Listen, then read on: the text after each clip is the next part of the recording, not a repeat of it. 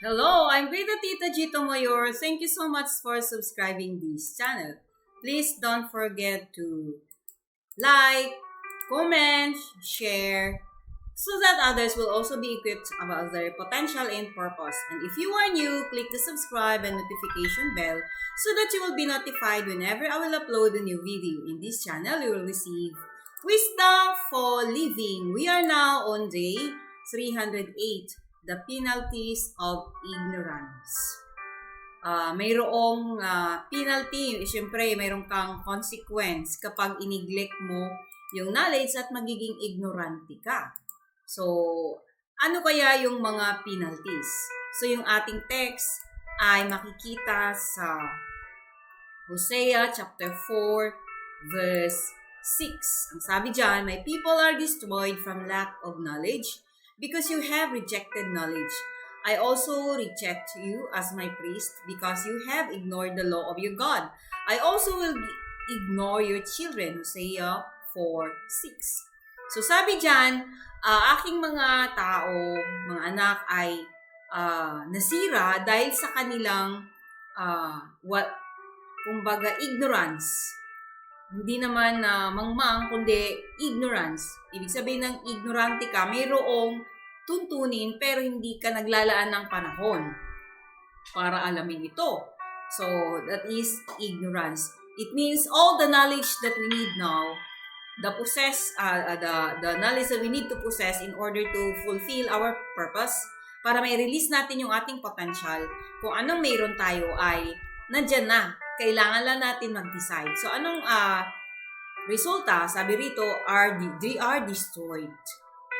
Ang demonyo ay pwede kanyang i-control, di ba? Yung sinasabi natin lagi, the devil will only destroy or will only control you in the area of your ignorance. Sabi dito, the devil doesn't destroy God's people. The government doesn't destroy God's people. The economy doesn't destroy God's people. Cocaine and marijuana don't destroy God's people.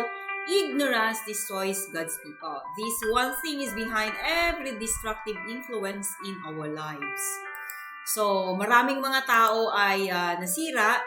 They were destroyed not because of our government, not because of people, not because of economy, not because of cocaine or marijuana, not because of anything else but ignorance. So, kapag ignorante ka, sigurado ay malilinlang ka ng demonyo. So, anong gagawin niya? Hahadlangan ka para hindi ka makapaglaan ng panahon. That's why he will make you busy. The world now is offering a lot of activities, even in the school, to the point na the students will go to school from Monday to Sunday. Wala na silang pahinga. Why? Because the government, yun yung kanilang yung CHED. So, anong gagawin natin? Now, kahit Monday to Sunday ka sa school, mayroon ka pa rin karapatan, mayroon ka pa rin decision. Anong gagawin mo para may panahon ka? So, it's still your decision even though our government, the CHED, always naglaan, kumbaga nagbibigay ng mga mando na kailangan, for example, yung NSTP is Sunday. So, you still have the ability. It's your decision. Kung maglalang ka ng panahon ni hindi. So, no matter how busy you are, if you want to learn, you will take time. Kasi pag gusto mo yung isang bagay, laging may paraan.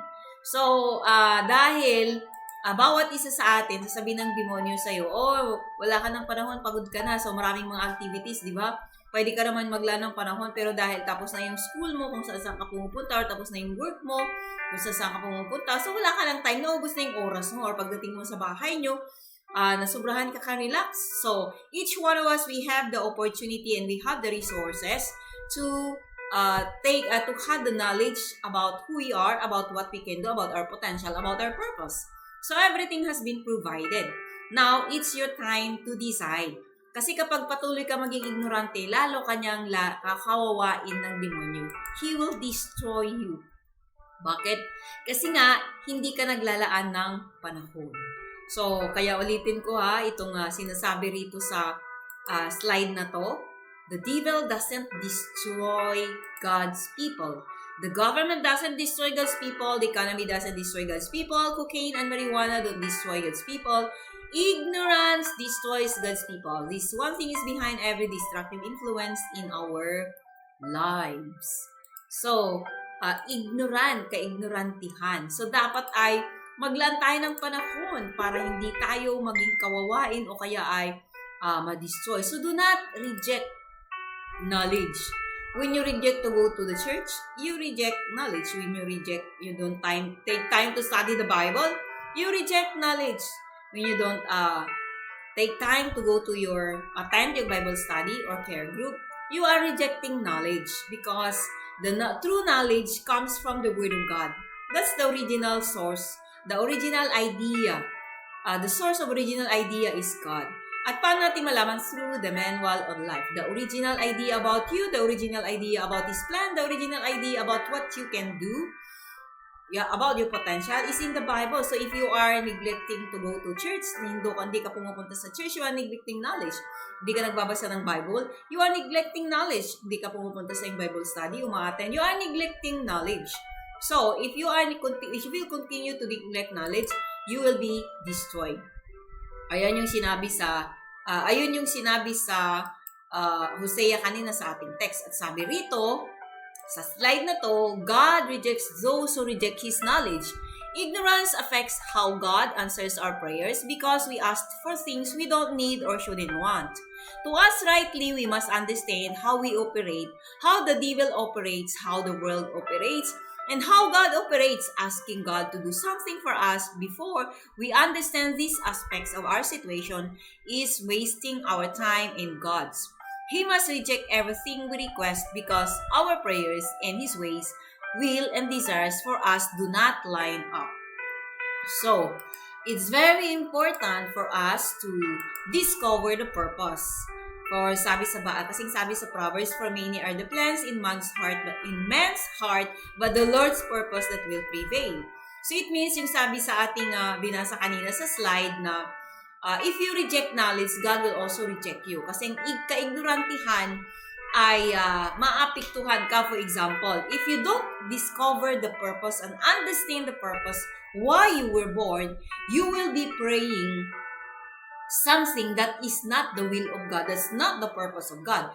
Pero pag alam mo yung purpose mo, naintindihan mo yung purpose mo, alam mo yung gift mo para saan ito, alam mo rin kung anong ipagpipray mo, so you'll be praying in the will of God. You will be praying according to the purpose of God, so you will not be wasting your time. But because you are ignorant about your purpose, yung ipinapanalangin mo ay hindi ayon sa gusto ni God. Now, your needs and wants are different. Ang needs mo ay nakabase kung ano yung purpose, bakit ka nilikha ng Diyos. Ang wants mo ay kung ano yung gusto mo lang. Now, our needs are things that we need in order to fulfill our purpose. So, yun yung need natin. So, paano mo i-define ang need mo kung ano yung kailanganin mo sa yung purpose. So, para tama yung hinihiling mo sa God, tama kay God, yung request mo kay God in your prayer, you must know first your purpose. Para hindi ka maging ignorante. Kasi kung ignorante ka, sinasayang mo lang yung oras mo, pinagpipray mo ng ganito, Lord, bigyan mo rin ako ng talent na ganon, bigyan mo ako ng provision na ganito. Hindi mo pala kailangan yan eh. Hindi mo kailangan yan para sa purpose mo. But if you know your purpose, you will know what to pray. So if you know your purpose, God's purpose for your life, then you will know what are your needs. So, hindi ka nagsasayang ng oras mo. Kaya napakahalaga. So, you will be wasting your time and your effort. Mas-stress ka lang. Kaya, mahalaga na may idea ka, may knowledge ka about your purpose because if not, you will be destroyed. So, dahil sa kaignorantihan mo, hindi mo na alam tuloy kung ano ipapanalangin mo. So, kung mayroon kang God-given dream, when we say God-given dream, na na-explain ko na rin dati na when it is, how will you know that your dream is from God? It is from God because you will be doing something that will benefit others. Ibig sabihin para sa ibang tao, hindi para sa sarili mo lang. So, pag yung dream mo ay para sa ibang tao, kabubuti ng sangkatauhan ng henerasyon, therefore, that dream comes from God. So, if you have a dream that comes from God, research your dream before you start working to achieve it. Learn everything you can about the business you want to start or the people you want to teach. you need good information to make right decisions. So napakahalaga na meron kang tamang decision para alam mo, tamang information para makapag-decide ka ng maayos. So kung anong business yung umpisahan mo, dapat pag-aralan mo muna. Kung ano yung dream mo, dapat pag-aralan mo muna bago ka gumawa ng plans. Kung ano yung desire mo na nilagay ni Lord sa heart mo, pag-aralan mo siya para hindi maging palpak. Now, for example, for me, we have a goal in the church, and how are we going to fulfill the goal? So God has given us the strategy, and that is to start the feeding center. So in starting a feeding center, anong gagawin namin para maturuan namin? So babalik kami dun sa goal ng church, babalik kami dun sa purpose ng church, which is to see Palawan living like heaven on earth. So the teaching materials that we're going to use must be according to that vision. Natuturuan namin bawat bata kung ano yung kanilang dream, ano yung dinisenyo ni God sa kanila. At kapag nalaman nila yon, magiging part ng buhay nila, they will also pursue the God-given dream. Of course, they will be able to share others to others also. So, may share nila sa ating henerasyon. So, kapag lahat ng tao, karamihang bata ay maturuan ng ganun, wow, we can live like heaven on earth dito sa Palawan or even in the whole Philippines. So, it means kailangan mo ng pag-aralan para magkaroon sila ng commitment. So, we need to teach them. And what are we going to teach? What I'm going to teach?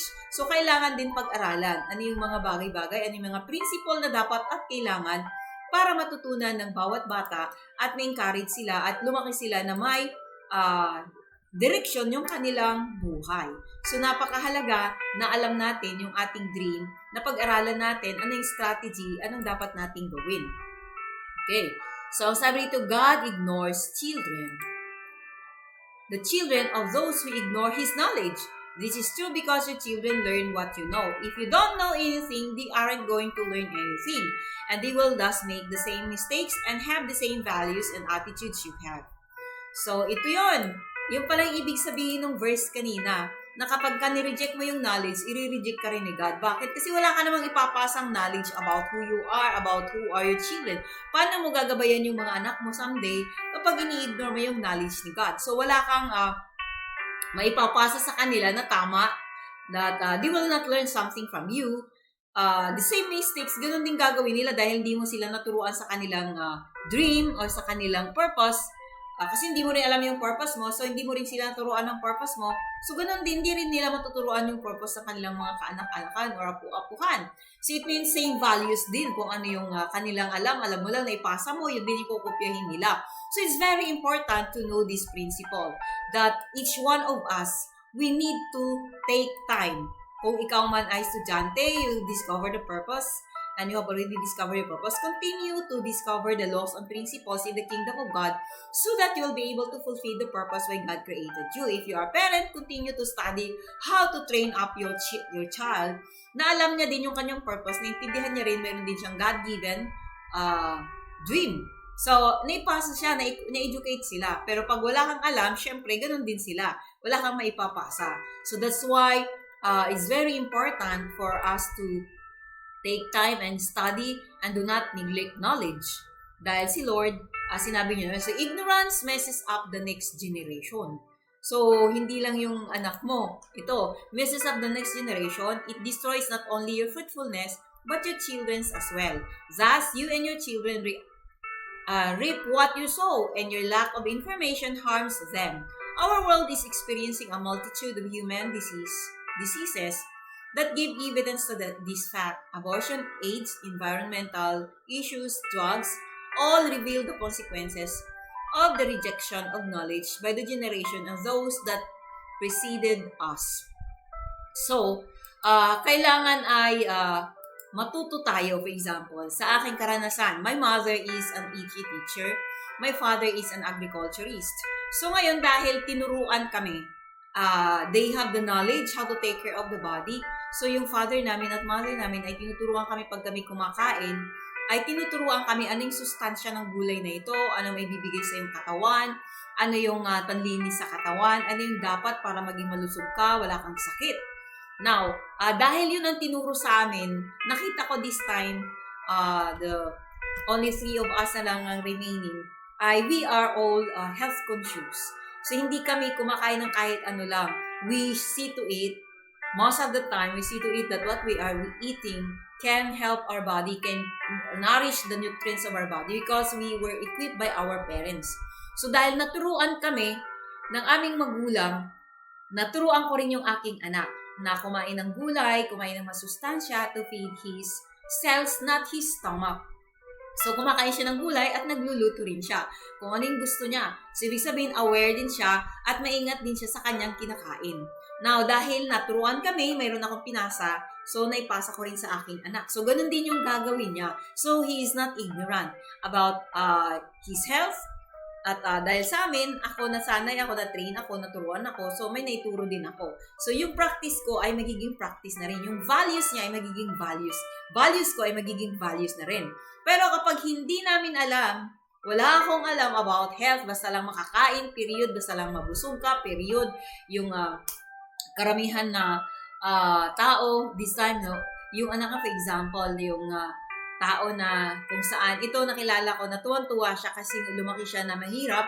So ngayon nagsumikap siya, nung yumaman siya, ay yung kanyang anak ay nasanay sa Jollibee. Yung apo niya nasanay din sa Jollibee. So anong nangyayari ngayon? So pari-pareho sila ng values. So ang tataba nila, ang lalaki ng katawan because of what they are eating. So ano ngayon yung resulta kapag ikaw ay puro chicken lang yung kinakain mo at di ka kumakain ng gulay? Lumaki na yung bata na hindi kumakain ng gulay, yung anak na ganun din yung kanyang apo.